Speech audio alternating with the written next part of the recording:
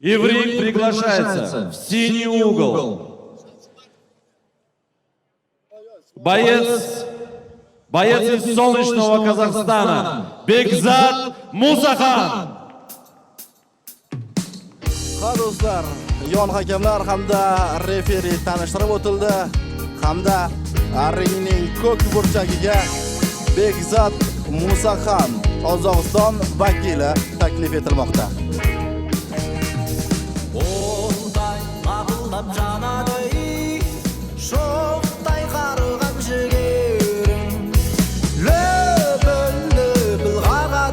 Motivatsion tarona va uning og'ushida ko'rib turibsiz. Sportchi ringga ko'tarilyapti. Do'stlar, ushbu qarama-qarshilik 53,5 kilogramda bo'lib o'tadi. Islomjon Rahmonov, Tojikiston vakili, 6 ta jang o'tkazgan, 5 ta g'alaba va 1 mag'lubiyat. Bekzat Musaxanda esa 3 ta jang, 2 ta g'alaba va 1 mag'lubiyat. Do'stlar, har ikki g'alabasi esa muddatidan oldin qayd etilgan.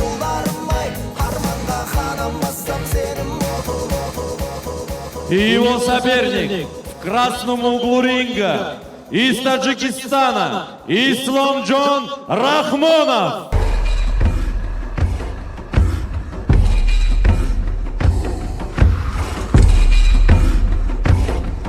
Islomjon Rahmonov darvoqe bugun referi sifatida xuddi shu ism sharifda hamyurtimiz faoliyat yuritadi.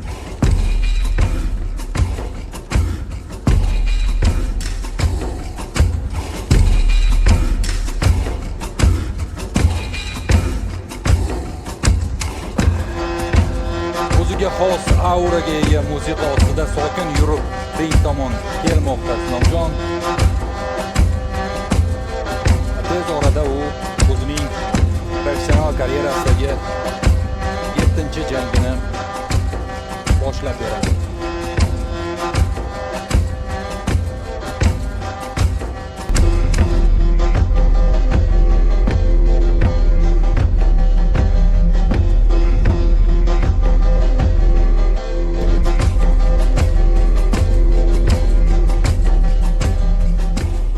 Данный бой в промежуточном весе будет состоять из 8 раундов.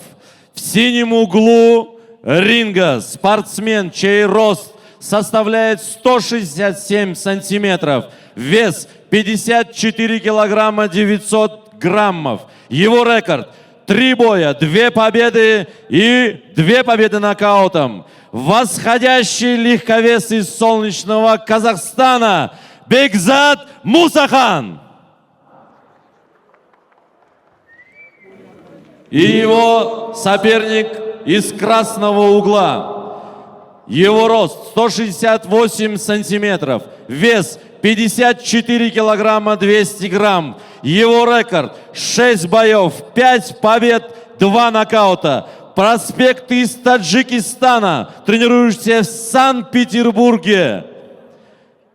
Исламджон Рахмонов. Har ikki bokschi haqidagi ring anonsirini ta'rifini eshitdingiz, qadrli do'stlar. So'nggi tushuntirish ishlari, qoidalar yana bir bor amalga oshiriladi. Referi tomonidan undan so'ng esa jang boshlanadi.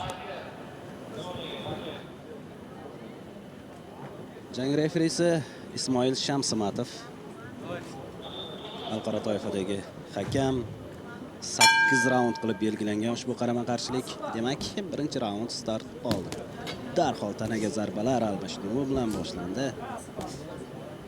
Tezda boshlashdi jangchilar.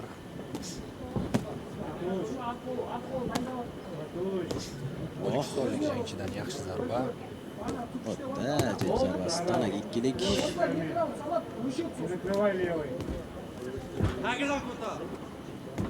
Islomjon Rahmonov Tojikiston davlatini mana shu jangda bayrog'ini olib chiqayotgan bo'lsa-da, o'zi Sankt-Peterburg shahrida yashaydi va Rossiya boks maktabiga ega. Lekin unutmaslik kerak, Qozog'iston boks maktabi ham o'ziga yarasha chempionlarni kashf etgan. Bugun dunyo boksida o'z nomiga ega. Qozog'iston boks maktabi doim O'zbekiston bilan tengma-teng yurgan. Bizga doim o'zbek-qozoq boks qarama-qarshiligini ko'rish doim qiziq bo'ldi. Biza chap qo'l yon tomonidan yo'llangan kross zarbasi ras mo'ljalga chalaroq tegib qoldi-da. Bir boshqa ustunlik qilyapti tojikistonlik bokschi. Ancha o'zini yig'ib olib ishlayapti. Qarshilik ko'rsatyapti albatta. Musaxan ham ketma-ket zarbalar. Tegiklik tanaga mana o'tkaza oldi. Oldin qo'lda ikkilik. Tanaga va boshga aniq bo'ldi. Davrlar bo'ldi Qozog'iston boksi. Qozog'iston bokschilari Olimpiadada bir qator medallarni qo'lga kiritgan edi. Davrlar keldi. O'zbekiston bokschilari hozir yetakchi. Bir narsani tomoshabinlarga alohida uqtirish kerak. Yaqinda ijtimoiy tarmoqlarda Qozog'istonlik bokschilar bilan O'zbekistonlik bokschilar o'rtasidagi munosabatlar borasida fikrlar so'ralganida ko'pchilik yozganda u qadar yaxshi emas deb. Aslini olganda juda ham yaxshi. Ringda shunchaki raqib bo'lishi mumkin, lekin aslini olganda har ikkisi bir-birini hurmat, ehtiromda Albatta katta professional boksda, ya'ni shu Shahram G'iyosov o'tgan kamar jangida Dmitriy Bivol bilan mashg'ulot qildi, birgalikda tayyorlandi mana shu jangga. Qozog'iston va O'zbekiston mana bu havaskor boksda bir-biriga qarshi bo'lsa-da, professional yuqori darajadagi boksda bir-birini qo'llab-quvvatlaydi. Yo'q, har ikkisida biz endi bir necha bor Olimpiya o'yinlari, Osiyo o'yinlariga borganmiz, ko'p havaskor boksda bo'ladi, bilasiz. O'sha yerda ham qozog'istonlik hamda o'zbekistonlik bokschilar bir-biriga shunaqa hurmat ehtirom ko'rsatdi. Endi albatta Yo'q, qarshi deganda men raqobatni nazarda tutganman.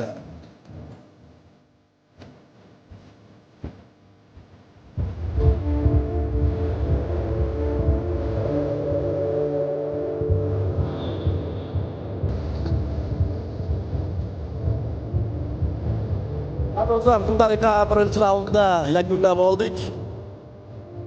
endi Shomurodov o'sha Dmitriy Bivol hamda endi o'zi Qirg'izistonda tavallud topgan-ku, Rossiya sharafini himoya qiladi. Endi bir jamoa majbur promotorlik kompaniyasi bilan shartnomaga ega, albatta faqat Shahram balki Murodjon Ahmadaliyev o'zbekistonlik bokschilar bilan Bivolning munosabati juda ham zo'r, to'g'ri aytasiz.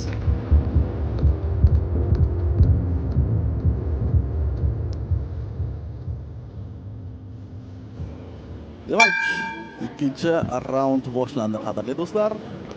Siz Humo Arenadan mazkur boks oqshomini jonli tarzda tomosha qilib boryapsiz. Ring markazini egalladi. Bekzod Musaxan va oldinga boryapti. Chalg'ituvchi jeb zarbalari hukmni ijro etgan edi, lekin bu zarbani siqib ko'ra oldi. Islomjon va qarshi hujumda tutishga harakat qildi.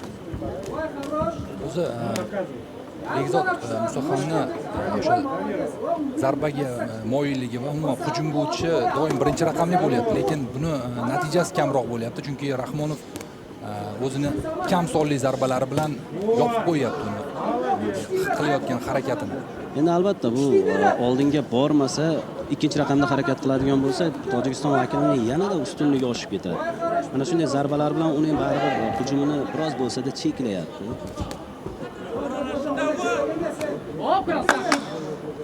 Сейчас поймаешь вот это. Так. Давай левый. Вот! Налево. Вот! Молодец, Ислам! Aniq zarbalar soni oshib bormoqda Tojikiston vakilida. Прямой держи. Либо снизу голову, либо прямой. Кого не бей. О, молодец! Попробуй сдвоить левый. Да, левый Давай, изгой! давай, Левый давай, изгой! Не-не-не, ты не сдвигай. Zattalar almashildi. Левый злой!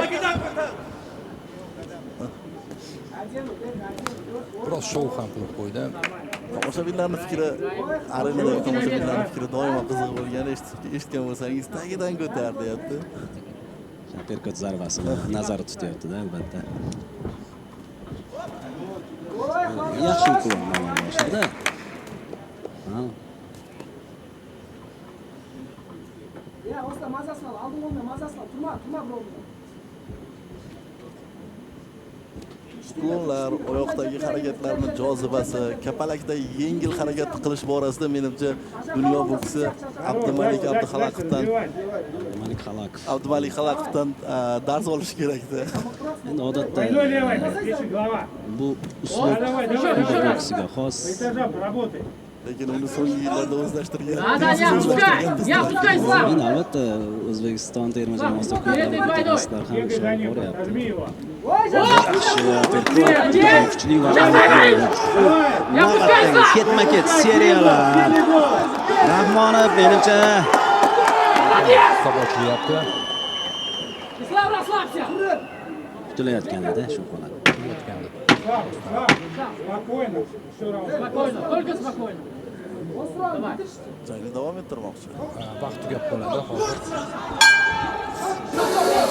Bu albatta Qozog'istonlik jangchining foydasiga ishlaydi. Mana bu tanaffus juda ham ayni vaqtida bo'ldi.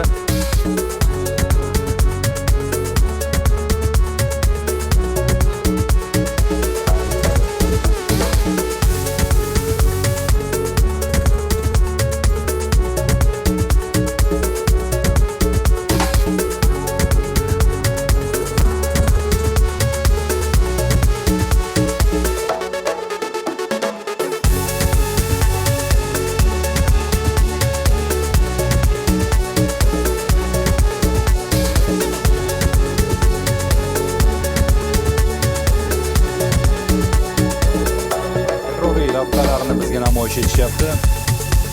Knockdown bo'lgan vaziyat.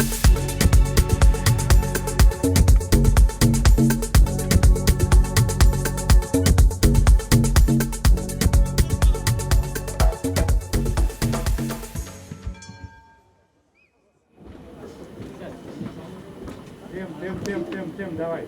Виси на нем. Demak, navbatdagi raund Прямой правый. va Либо снизу. jangchi Вот. yo'q. Mana bu javob zarbasi yaxshi. Прямой правый.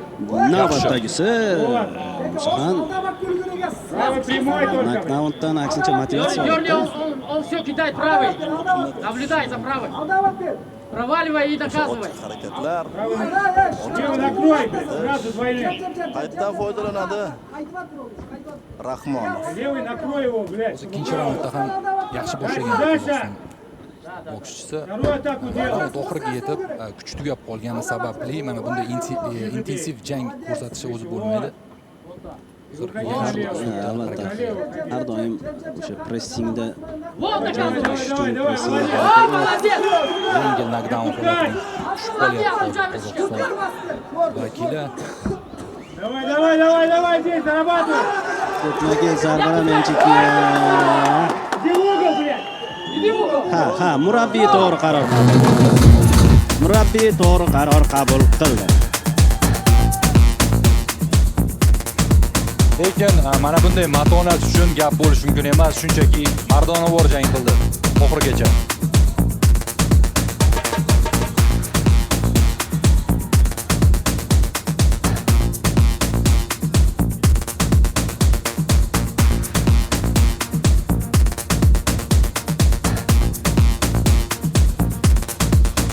Tomoshabop jang uchun har ikki do'stlarimizga minnatdorchilik izhor etamiz. Mo'jon Rahmonjonov hisobiga demak 3-chi nokaut yozilyapti karyerasi davomidagi. Bu uning 6-chi g'alabasi. O'zi ko'p ham janglarda nokaut qayd etavermaydi, lekin mana bu jang ulardan mustasno bo'ldi va chiroyli muddatdan avvalgi g'alaba bilan ushbu jangni yakunlaydi. Bir narsani alohida e'tirof etmoqchi edim. Ahmad aka, so'nggi 10 yillikda Markaziy Osiyo davlatlari bir tanu bir jon bo'la oldi. Va birgina o'sha Amerikaga yo'l olgan, jahon chempionatiga yo'l olgan terma jamoamiz a'zolarini kutib olgani chiqqan o'zbeklar, ya'ni olomon orasida Qozog'iston, Tojikiston, Turkmanistonlik qo'shnilarimizni, qirg'izistonlik qo'shnilarimizni ko'rib ochig'i menimcha har bir yurtdoshimiz, nafaqat bizning yurtimiz vakillarini, qo'shni do'stlarimizni ham boshqacha bir g'urur, iftixor tuyg'usi bilan siylasa kerak. Mana shundan bilinib turibdi. So'nggi Итак, jipslashdik. В этом бою техническим нокаутом во втором раунде победу одержал Исламjon Rahmonov, Tojikiston. Ha, tojikistonlik bokschini g'alaba bilan muborakbod etamiz va qozog'istonlik bokschi albatta tez orada Yanada kuchli bo'lib qayta oladi. amalga oshirib ringga qaytadi. Lekin umuman olganda qiziq jang ko'rsatib berishdi ikkala jangchi ham bizga. To'xtamay o'sha oldinga bordi va qiziq jangni taqdim etdi bizga qozog'istonlik vakil.